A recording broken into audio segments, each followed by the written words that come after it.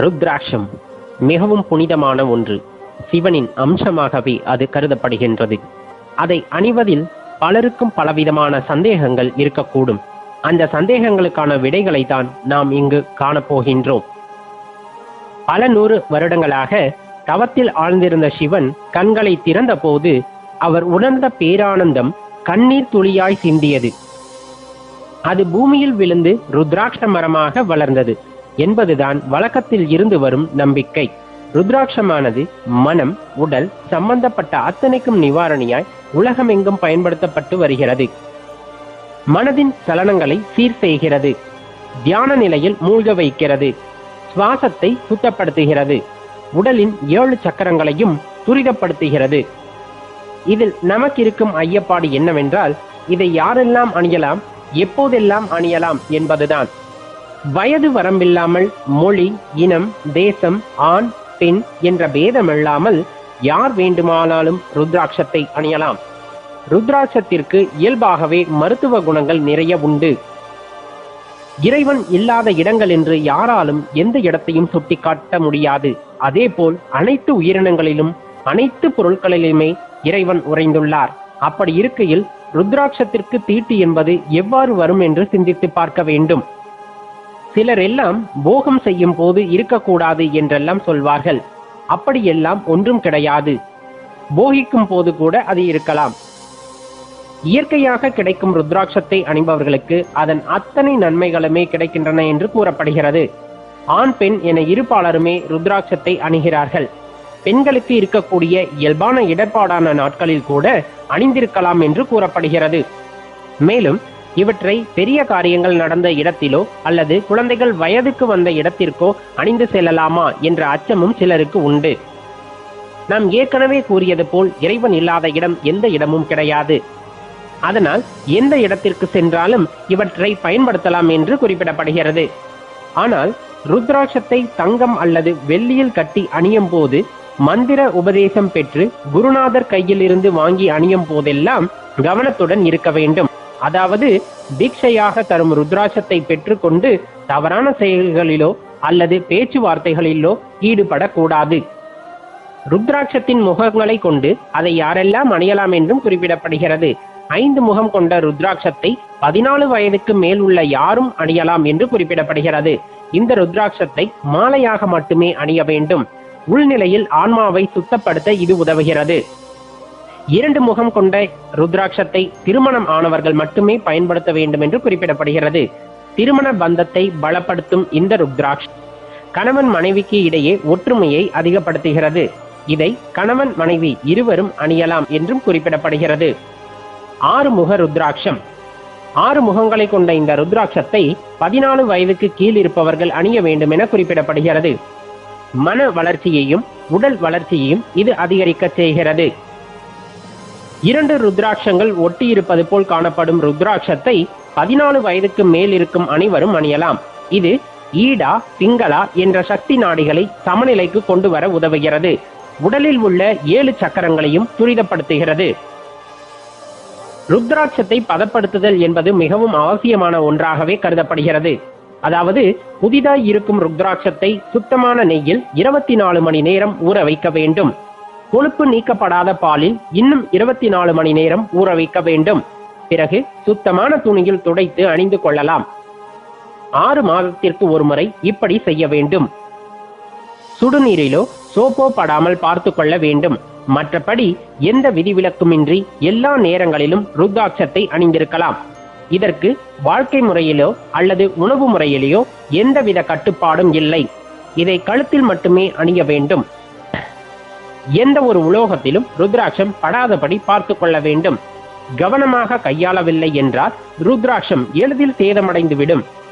உடைந்து விரிசல் விட்ட சேதமடைந்த ருத்ராட்சத்தின் சக்திகள் நல்லதல்ல. அவற்றை அணியாமல் இருப்பதே நல்லது. இரத்த அழுத்தத்தை கட்டுப்படுத்தக்கூடிய சக்தியும் மன அழுத்தத்தை குறைக்கும் சக்தியும் ருத்ராட்சத்திற்கு உண்டு. பக்கவாதத்திற்கு முந்தைய காலகட்டத்தில் ருத்ராட்ச மாலையை உடம்பு முழுவதும் தேய்த்து விடும் போது அது சரியாகின்றது. இன்றைக்கும் தரமான பழமை வாய்ந்த சித்த வைத்தியர்களால் கால் முடக்கம், கை முடக்கம் இதற்கெல்லாம் மருந்தும் கொடுத்து ருத்ராட்ச மாலையால் கை கால்களை உருவி மருத்துவம் அளிக்கும் வழக்கமெல்லாம் இன்றைக்கும் இருக்கிறது. சீரான இரத்த ஓட்டங்கள், கால் மரத்து போகாமல் இருப்பதற்கு போன்றவற்றிற்கும் ருத்ராட்சம் பயன்படுத்தப்படும். ருத்ராட்சத்தின் சிறு துளியை இழைத்து உள்ளுக்குள் சாப்பிடும் போது நோய் எதிர்ப்பு சக்தி எல்லாம் அதிகரிக்கிறது என்றே குறிப்பிடப்படுகிறது. உடலிற்கு ஒரு மினுமினுப்பை கொடுக்கும். இது போன்ற மருத்துவ குணங்கள் ருத்ராட்சத்திற்கு உண்டு. அதனால் இதனை யார் வேண்டுமானாலும் அணியலாம். சிலர் அறியாமையாலோ அல்லது சைவ மதத்தின் மீது கொண்ட அவநம்பிக்கையினாலோ ருத்ராட்சத்தை பற்றிய மதிப்புகளை குறைக்கும் பொருட்டு சில கட்டுப்பாடுகள் உள்ளன. இவர்கள் மட்டுமே இவற்றை உபயோகப்படுத்த வேண்டும், இந்த இடங்களில் மட்டுமே பயன்படுத்த வேண்டும் என்று தவறான கண்ணோட்டங்களை உருவாக்கி உள்ளனர். அவற்றை எல்லாம் புறந்தள்ளிவிட்டு சிவமே ஐக்கியம் என்று ஆனவர்கள் யாராயினும், சிவன் மீது மாறாத அன்பு கொண்டவர்கள் யாராயினும் இந்த ருத்ராட்சத்தை எந்த நேரத்திலும், எந்நாளும், எந்த வேளையிலும் அணிந்திருக்கலாம் என்பதை உண்மையான கூற்று. சிவபெருமான், சிவன் இந்த மாதிரி இந்த வார்த்தைகளை எல்லாம் கேட்கும் பொழுது நாம் ஒரு வினாடி அல்லது அதற்கும் குறைவாக ஒரு ஸ்தம்பித்து நிற்கக்கூடிய அந்த நிலைமையானது நம்முள் இருக்கிறது. அப்படிங்கும் போது நம் பெரிய அதிர்ஷ்டசாலிகள். கண்டிப்பாக இது அடியார்கள் எல்லாத்துக்குமே நிகழக்கூடிய ஒரு விஷயம். எந்த இடத்துல இருந்தாலும் யாராவது ஒருவர் ஓம் நம சிவாய அப்படின்னு சொன்னாங்கன்னா டக்குன்னு நம்ம திரும்பி பார்ப்போம். நம்ம அறியாமல் நம் வாயில் அந்த மந்திரமானது வரும். யாராச்சும் ஒருத்தரை சிவா அப்படின்னு கூப்பிட்டா போதும், நம்ம அந்த சிவபெருமான் நம்மளை கூப்பிடுவதாக உணர்ந்து திரும்பி பார்ப்போம்.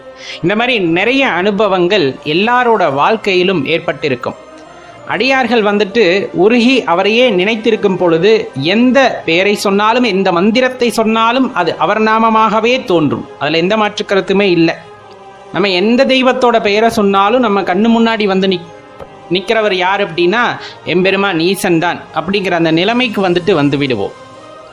பிறவா நிலை வேண்டும் இறைவா, உன்னையே சரணடைய வேண்டும் இறைவா, இந்த பிறவி அப்படிங்கிறது என்னை எரிக்கிறது, நான் இந்த அனலில் தகித்து கொண்டிருக்கின்றேன், என்னால் முடியாது இந்த உடலோடு இருப்பதற்கு அப்படின்னு அந்த ஏக்கத்தோடு இருப்பவர்களுக்கு அந்த இறைவனின் அருட்கடாட்சம் கிடைக்கும். இந்த பூத உடலை விட்டு உன் பாதத்தை சேர்ந்தடைய வேண்டும் என்ற எண்ணத்தில் இருப்பவர்களுக்கு சிவபெருமானோட அருட்கடாட்சம் உண்டாகும். அதற்கான வழிகளையும் அவர் ஏற்படுத்தி தருவார். மாறாக இறைவன் இல்லை என்று கூறுபவர்களுக்கோ அல்லது இறைவனை என்னால் உணர முடியவில்லை, நான் எது செய்தாலும் இறைவனை என்னால் உணர முடியவில்லை அப்படின்ட்டுலாம் இருக்கிறவங்களுக்கோ அல்லது எந்த நினைவும் இல்லாமல் ஆடம்பரத்தில் திளைத்து கொண்டிருப்பவர்களுக்கோ இன்னும் என்னென்ன காரண காரியங்களால் இறைவனை மறந்திருப்பவர்கள் யாவரும் மாயைக்கு ஆட்பட்டவர்களாக இருக்கிறார்கள். அந்த மாயை அப்படிங்கிற அந்த போர்வை போர்த்தியதின் காரணமாக உண்மையாக அந்த இறைவனின் இருப்பை உணர முடியாதவர்களாக இருக்கிறார்கள். அப்படி இல்லாமல் இறைவனை சரணடைந்து இறைவனை அடைய வேண்டும் என்ற எண்ணம் ஒருவருக்கு உண்டாகின்றது என்றால் அந்த மாயையிலிருந்து விடுபட்டு வருகிறார்கள். அந்த பிறவா நிலையை தரக்கூடிய பெருமான் ஈசனை சரணடைய நினைக்கிறார்கள். அப்படிங்கும் போது எவ்வளவு பெரிய விஷயமா இருக்கும். இதுல யாருக்கு இறைவன் வழிகாட்டுவர்? எல்லாத்துக்குள்ளேயும் இறைவன் இருந்தாலும் யார் எதை தேடுகிறார்களோ அதற்கான வழியைத்தான் இறைவன் கொடுக்கின்றார். யார் எதை தேடுகிறார்களோ அதற்கான வழியை இறைவன் காட்டுகின்றார். எனக்கு பணம், பொருள், இந்த மாதிரி இன்பம் வேணும் அப்படின்னா அதற்கான வழியையும் காட்டுகின்றார். எனக்கு இதெல்லாம் வேண்டாம், பிறவா நிலைதான் வேண்டும், உன் பாதத்தை நான் சரணடைய வேண்டும்னா அதை அடைவதற்கும் அவர் வழியை காட்டுகின்றார். என்ன அந்த வழி கரடுமுரடாக கூட இருக்கும். ஏன்னா அவ்வளவு சாதாரணமாக இறைவனோட பாதத்தை சரணடைய முடியாதல்லவா. எளிதில் பயப்படக்கூடியவராயும் இறைவன் அப்படின்னா கிடையாது.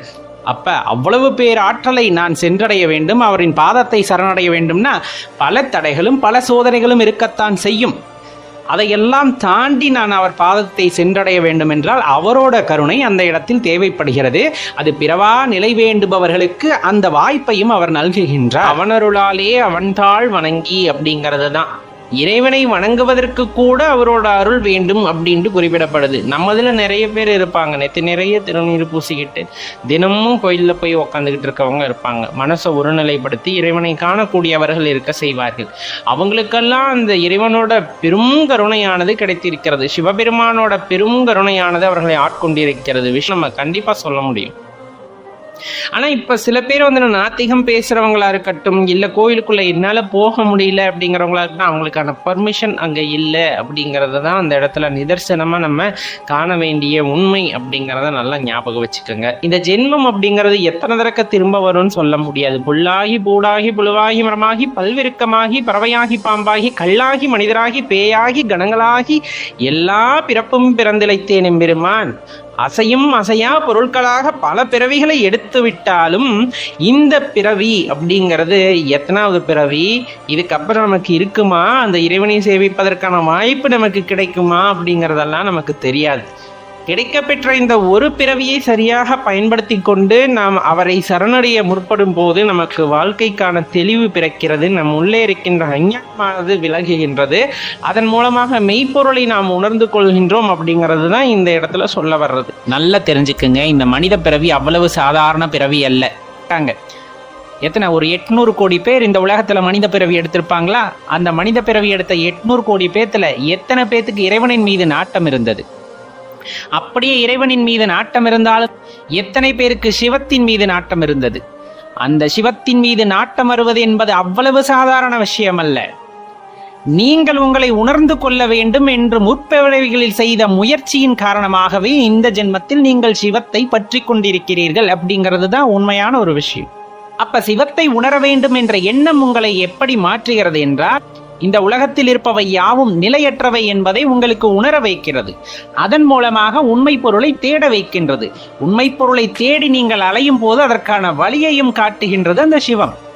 அந்த வழியை தொடர்ந்து நாம் செல்வோமே ஆனால் கட்டாயமாக அந்த சிவத்தை உணர முடியும், அவருடன் இரண்டரை கலந்து நிற்க முடியும் அப்படிங்கிறத தான் நம்ம இந்த இடத்துல நல்லா தெரிஞ்சுக்கணும். அப்ப சிவனை வழிபடுறது அவ்வளவு பெரியதா? ஆம், சிவத்தை வழிபடுவது மிகவும் உயர்ந்தது. அவருடன் இரண்டரை கலந்திருக்க வேண்டும் என்ற நினைவு யாருக்கு இருக்கிறதோ அவர்களால் மட்டும்தான் சிவத்தை வழிபட முடிகிறது. மாறாக அந்த எண்ணம் இல்லாதவர்கள் சாதாரண மனிதர்களாகவே அந்த இழி நிலையிலே தொடர்ந்து இருக்கிறார்கள். இறைவன் மீது நாட்டம் இல்லாதவர்களும் அந்த சிவத்தின் மீது பற்று இல்லாதவர்களும் இன்னும் தன்னை அறிந்து கொள்ள தயாராக நிலையில் இருக்கிறார்கள் அப்படிங்கிறது தான் நிதர்சனமான உண்மை.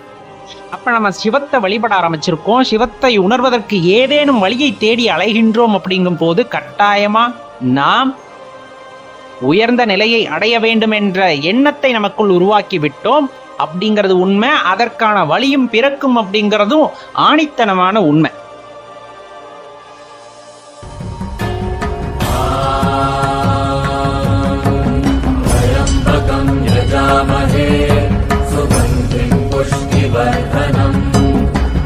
पूर्वारुकमिव बन्धनान् मृत्योर्मुक्षीयमामृतात्